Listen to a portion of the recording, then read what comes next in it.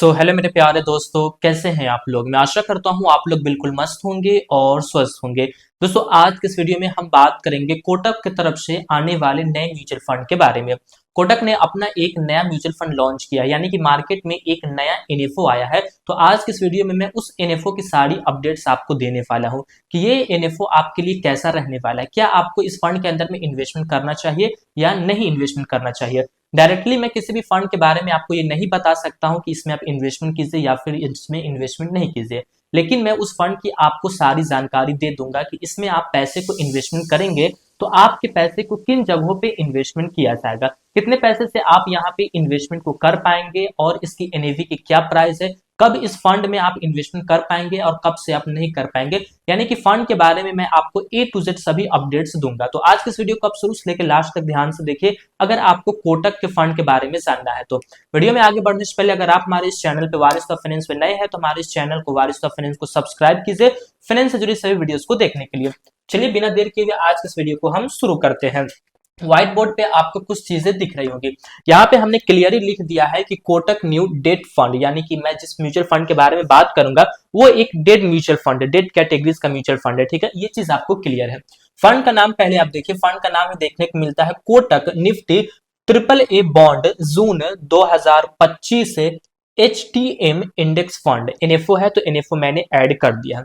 तो अब आप ये जानिए कि यहाँ पे जो पैसे हम इन्वेस्टमेंट करेंगे हमारे पैसे को कहाँ इन्वेस्टमेंट किया जाएगा। तो मैं हर वीडियोस में आपको ये बताता हूँ कि फंड के नाम में ही छुपा रहता है कि हमारे पैसे को किन जगहों पे इन्वेस्टमेंट किया जाएगा। ठीक है, तो चलिए हम देखते हैं कि कहाँ हमारे पैसे को इन्वेस्टमेंट किया जाएगा। ठीक है, यहाँ पे आपको जो है वो कोटक दिख रहा है। तो अब ये कोटक क्या है, तो कोटक एक एएमसी कंपनी का नाम है जो फंड को मैनेज कर रहे हैं। ठीक है, म्यूचुअल फंड हाउस का नाम है।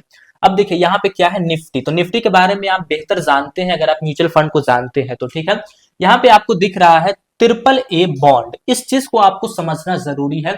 अगर आप इस चीज को समझ लेते हैं तो आपको क्लियर हो जाएगा कि हमारे पैसे को किन जगहों पे इन्वेस्टमेंट किया जा रहा है। ठीक है, ट्रिपल ए क्या है, तो ट्रिपल ए जो है ये एक रैंकिंग है। हर एक कंपनी को एक रैंकिंग दी जाती है। ठीक है, क्रेडिट रैंकिंग दी जाती है, तो वो एक क्या है, ये एक रैंकिंग है। अब आपको ना मैं ज्यादा क्रिटिकल ना समझा करके मैं बेसिक भाषा में आपको समझाता हूँ। मान लीजिए कोई आप प्रोडक्ट को खरीदते हैं, तो प्रोडक्ट कैसा है उस प्रोडक्ट के बारे में जानने के लिए आप उसकी रेटिंग को देखते हैं कि जो लोग उस प्रोडक्ट को खरीदे हैं वो अपना अनुभव कैसा बताए हैं। आप देखते हैं कि किसी प्रोडक्ट का आपको 1 रेटिंग देखने को मिलेगा, 2 रेटिंग देखने को मिलेगा, 3, 4, 5 रेटिंग देखने को मिलेगा, जितना रेटिंग का ऑप्शन रहता है। वैसे ही यहाँ पे बॉन्ड का रेटिंग आपको देखने को मिलता है कि जिस बॉन्ड के अंदर में आपके पैसे को इन्वेस्टमेंट किया जाएगा वो बॉन्ड कैसा है। तो यहाँ पे क्या हमें दिख रहा है, ट्रिपल ए रेटिंग। तो ट्रिपल ए रेटिंग जो बॉन्ड होते हैं वो सबसे अच्छे बॉन्ड होते हैं। इसमें ज्यादातर जो कंपनियां आती है वो एक गवर्नमेंट कंपनी होती है, यानी कि एक पीएसयू कंपनी होती है।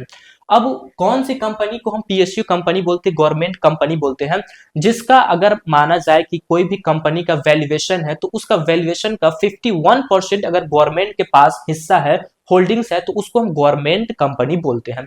तो ट्रिपल ए रेटिंग जो होती है वो ज्यादातर गवर्नमेंट कंपनीज के पास होती है, क्योंकि ट्रिपल ए रेटिंग आ गया तो इसके ऊपर हम विश्वास कर सकते हैं। ठीक है, और प्राइवेट कंपनी भी है जो कि बहुत बड़ी बड़ी कंपनी है, उसको भी ट्रिपल ए रेटिंग मिलती है।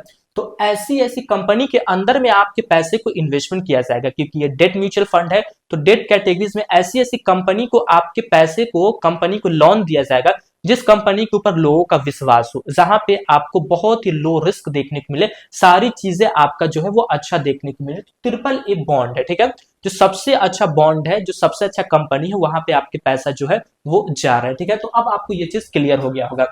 यहाँ पे दिख रहा है आपको जून 2025। ये क्या है, देखिए ये एक टारगेट मेच्योरिटी फंड है, यानी कि जून 2025 में आप जो पैसा इन्वेस्टमेंट करेंगे वो मेच्योर हो जाएगा। यानी कि जो कंपनी लोन ले रही है, हम कंपनी को लोन दे रहे हैं। ठीक है, डेट म्यूचुअल फंड में यही होता है कि हम किसी को लोन देते हैं, तो हम जिस कंपनी को लोन दे रहे हैं वो कंपनी हमें कब पैसा को वापस करेगी, यानी कि फंड को कब वापस करेगी, वह है जून 2025 में। बाकी अब जब भी चाहे तो यहाँ से पैसे को आप ले सकते हैं। ठीक है, ये चीज हो गया।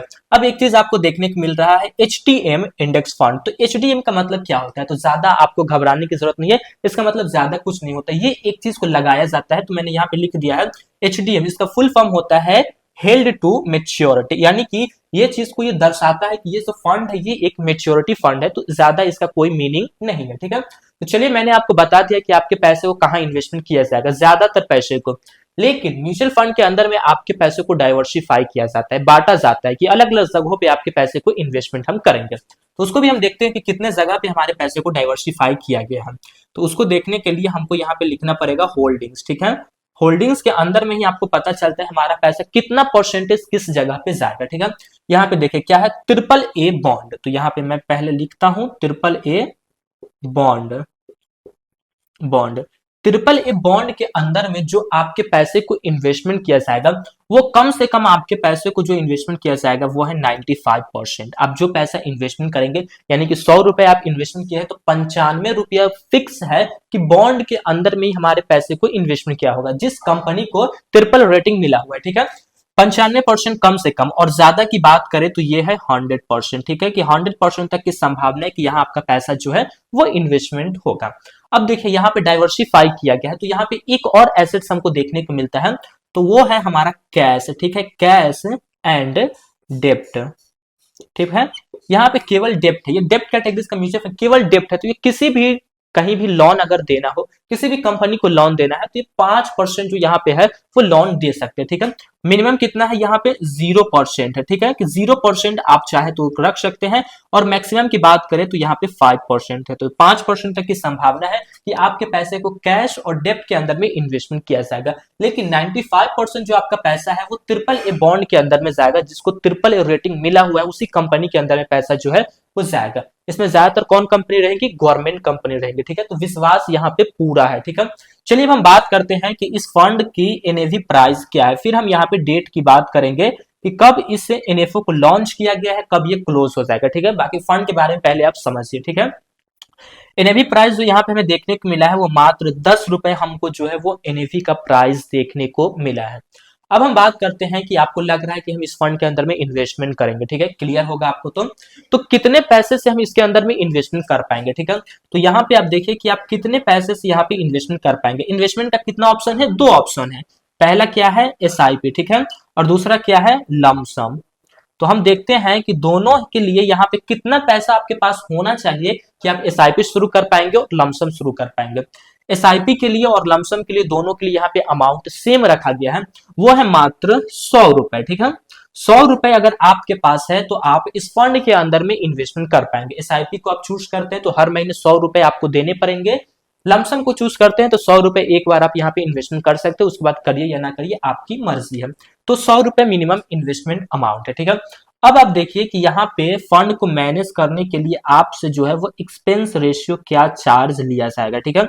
फिर हम देखेंगे कि यहाँ पे हमसे एग्जिट लोड क्या लिया जाएगा, ठीक है। अगर आप अपने पैसे को इन्वेस्टमेंट करते हैं और जब आप विड्रॉवल करेंगे तो क्या उस वक्त कोई चार्जेस भी है कि नहीं है, तो वो सभी चीजों को हम देखेंगे। एक्सपेंस रेशियो एनएफओ के अंदर में नहीं बताया जाता है, लेकिन मैं अपनी वीडियोस के अंदर में आपको बताता हूं कि कितना एक्सपेंस रेशियो लगेगा, ठीक है। अंदाजन ये बताया जा रहा है और इतना ही आपका लगेगा, वो है 0.20% के आसपास आपसे जो है वो एक्सपेंस रेशियो लिया जाएगा, क्योंकि निफ्टी और इंडेक्स फंड दोनों है तो एक्सपेंस रेशियो आपका कम जाता है, ठीक है। मैं और भी वीडियोस में आपको बता चुका हूं। तो कितना 0.20% आपका एक्सपेंस रेशियो यहाँ पे लगेगा। एग्जिट लोड की अगर हम बात करें तो यहाँ पे एग्जिट लोड नील है, यानी कि 0% आपसे यहाँ पे एग्जिट लोड लिया जाएगा, यानी कि कोई एग्जिट लोड नहीं है। जब भी इन्वेस्टमेंट कीजिए, जब भी विड्रॉवल कीजिए, कोई दिक्कत नहीं है। चलिए सारी चीजें हमने यहाँ पे बात कर ली है। अब हम बात करते हैं कि इस एनएफओ को कब लॉन्च किया गया है और कब ये क्लोज होगा, ठीक है। तो चलिए सिंपली हम यहाँ पे लिखते हैं एनएफओ की लॉन्चिंग डेट। इसी चीज के लिए आप काफी देर से वीडियो को देख रहे हैं, ठीक है। लॉन्चिंग डेट की अगर हम बात करें तो यहाँ पे लॉन्चिंग डेट हमको देखने को मिलता है वो है 15 मार्च 2024, ठीक है, 15 मार्च 2024। इस डेट को जो है वो एनएफओ लॉन्च हुआ है, इस डेट से आप यहाँ पे इन्वेस्टमेंट शुरू कर पाएंगे, ठीक है। ये तो इन्वेस्टमेंट का डेट हो गया। अब हम देखते हैं कि कब तक ये जो है वो रहने वाला है, यानी कि एक्सपायरी डेट को हम देखते हैं किस दिन ये एनएफओ क्लोज हो जाएगा, ठीक है। तो क्लोजिंग का डेट हमको देखने को मिलता है 26 मार्च 2024, ठीक है। 26 मार्च 2024 को ये जो फंड है वो क्लोज हो जाएगा। अब क्लोज होने के बाद आपको अलॉटमेंट मिलता है, जो आप एनएफओ रहते भर में अपने पैसे को इन्वेस्टमेंट किया है, तो वो डेट कब है, जब आपके पोर्टफोलियो में सारा पैसा आ जाएगा, ठीक है। यहाँ पे हमें देखने को मिलता है 28 मार्च, ठीक है, अगर आप ऐप के अंदर में देखेंगे तो आपको 28 मार्च देखने को मिला है, 28 मार्च 2024 जहां से हम इन्वेस्टमेंट कर पाएंगे। लेकिन वही अगर आप इसको अगर आप देखते हैं ब्राउजर पर सर्च करते हैं तो ये आपको देखने को मिल रहा है 8 अप्रैल। ठीक है, तो दो डेट यहाँ में मिला है, तो दोनों डेट मैं आपको दे रहा हूं ताकि आपको कोई कंफ्यूजन ना हो, इसलिए मैंने आपको सारी चीजों को क्लियर कर दिया। ज्यादा चांसेस है कि 28 मार्च को जो है वो आपको मिल जाएगा। अब 28 मार्च के बाद आप 3 से 5 दिन या फिर ज्यादा से ज्यादा 7 दिनों के बाद आप यहाँ पे लाइव इन्वेस्टमेंट कर पाएंगे कि आपका पैसा कहाँ कहाँ जा रहा है, वो कंपनी वाइज सारा नाम आ जाएगा। ठीक है, जो भी रहेगा 30 रहेगा 25 रहेगा, जो भी रहेगा वो सारा चीज आपके सामने में आ जाएगा, कितने कंपनी के अंदर हमारा पैसा जा रहा है। एक्सपेंस रेशियो अभी हमने अंदाजन आपको बताया है, एक्सपेंस रेशियो भी आपको क्लियर हो जाएगा।